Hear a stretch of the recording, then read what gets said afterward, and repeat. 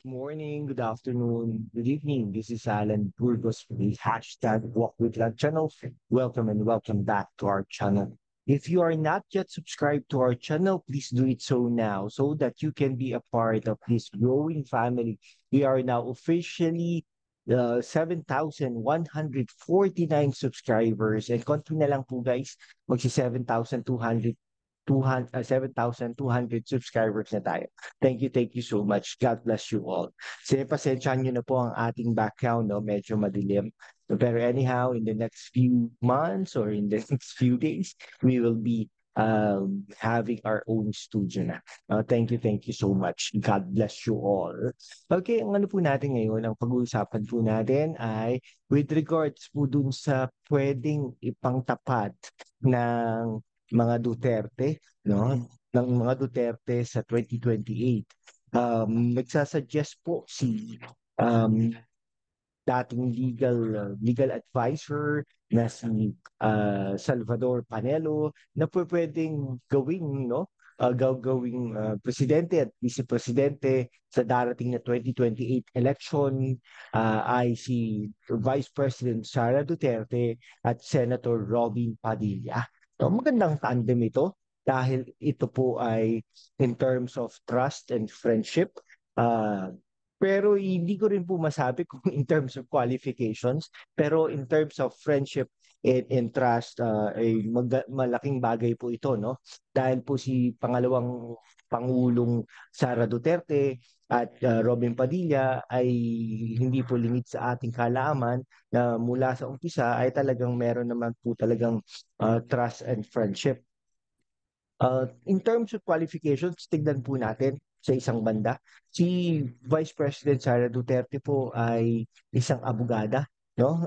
Pwede niya pong i-guide si Robin Padilla, no? Bilang pangalawang pangulo.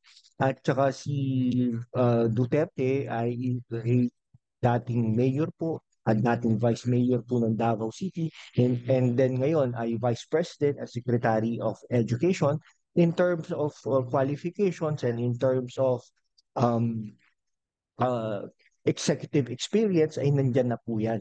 Ibig sabihin, kayang-kaya naman po niyang pamunuan ang presidency at ang Pilipinas. Kumbaga, parang larger scale lang noong bilang magiging mayor ng Davao City, katulad ng kanyang amaing na naging mayor din ng Davao City. Pinalaki lang kumbaga. No? Siyempre, marami rin naman siyang mga experiences at saka goals and ideas na pwedeng-pwede niyang isama doon sa pagkapangulo ng Pilipinas, no? Okay. Kaya lang may mga negative side lang din, no? Ang negative side diyan ay yung instance or yung uh, kung anong tingin niya, no? Doon sa China or doon sa West Philippine Sea issue. Kasi until now, parang wala siya mga bold statements in comparison sa mga statements niya with regards to Buloys, to the NTF aircraft, to the insurgency, and to the killings and ambushing of our military and police. Mga ganong bagay, no? Wala pa po siya mga bold instance or comments, no, with regards to this issue. Now, yun, no? Marami naman po nagsasabi na maganda rin naman ang performances niya with regards to the DepEd Secretary. Si Robin Padilla po ay inelect po yan natin, inelect po ng bansang Pilipinas, no? Na majority of electorate actually, in fact, in truth, number one po siya bilang senador noong 2022. Marami nga pong nagtaka dahil from number 7, bigla po siya number 1 from number 7 sa mga surveys, yung actual survey na which is the voting of electorates ay number 1 na po siya noong 2022. Naungusan pa nga niya si Raffy Tulfo. Ngayon, bilang ano po, naging ano po siya, no? Committee chairperson ng electorate or ng constitutional amendments. Kaya lang nga po, parang naitsapera siya mga panahon para nagkaroon ng subcommittee. Ang subcommittee ay si Angara, kumbaga, no? Yan, si Robin Padilla. Now, kung ang kasakali manalo silang dalawa, ang ano kayang i-appoint, no? Pwedeng i-appoint ni Duterte kay Robin Padilla.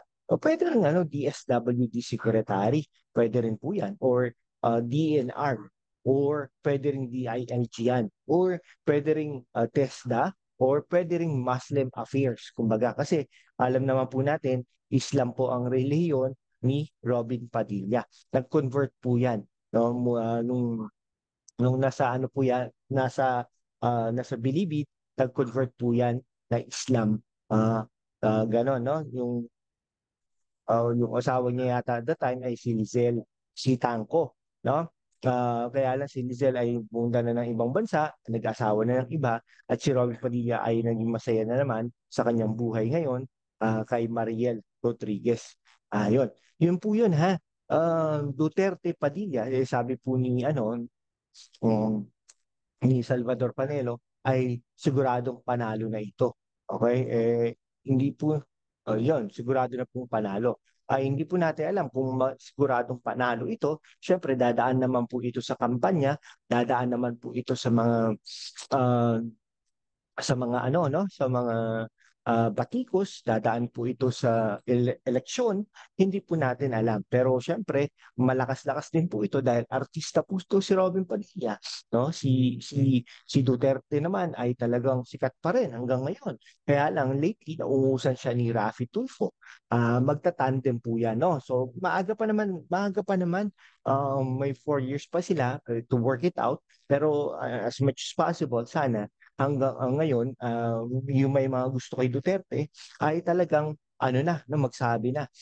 Yung mga ayaw kay Duterte, magsabi na rin, no? Yung ganun din kay Robin Padilla, kung yung sino may ayaw, magsabi na.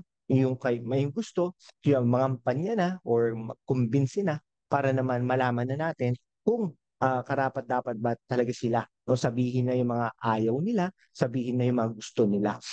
Kaya nga po nagkakaroon tayo ng ganitong mga vlogs or mga videos para malaman ng madlang people. Tayo, wala pa naman tayong kinakampihan, pero for transparency purposes, last time around, we campaigned and voted for the unity, no? BBM Sara. Pero ngayon, it's a different story. We are back from scratch.